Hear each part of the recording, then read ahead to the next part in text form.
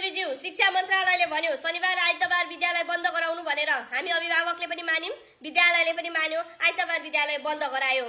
शिक्षा मन्त्रालयले भन्यो वैशाखको 21 गतेदेखि नयाँ शैक्षिक सत्र सुरु गर्नु भनेर। विद्यालयले पनि मान्यो, हामी अभिभावकले पनि वैशाखको 21 गतेदेखि नयाँ शैक्षिक सत्र छोराछोरीलाई विद्यालय पठायौं। नेपाल सरकारले भन्यो वैशाख महिनाको फी नलिनु भनेर, तर विद्यालयले वैशाख महिनाको पूर्ण शुल्क लियो। हामीले बार यो विषयमा कुरा गर्दाखेरि सरकारले भन्यो स्थानीय तहलाई यो स्थानीय तहको जिम्मा हो भनेर।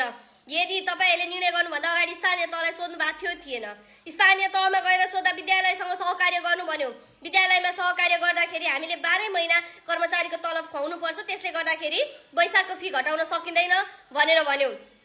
यदि नेपाल सरकारले दिएका छुट्टीलाई मान्ने, नेपाल सरकारले तोकेको समयमा विद्यालय सञ्चालन गर्ने, विद्यालय बन्द गर्ने, विद्यालयले शिक्षा मन्त्रालयले तोकेको फी किन लियो, केका लागि लियो? त्यो मात्र होइन, सदनको रोस्टरमा उभिएर हाम्रो अर्थमन्त्रीज्यूले भनिरहनु भएको थियो हामीले शिक्षा स्वास्थ्यमा लागेको समता शुल्कले कुनै पनि भुइँ मान्छेलाई छुदैन भनेर। कसरी छुदैन? अघिल्लो महिना तिर्दै गरेको फीमा 2500 रुपियाँ पैसा बढेर आएको छ। एउटा सामान्य प्राइभेट स्कुलमा 1500 बढेर आएको छ भने यसले भुइँ मान्छेलाई कसरी छुदैन?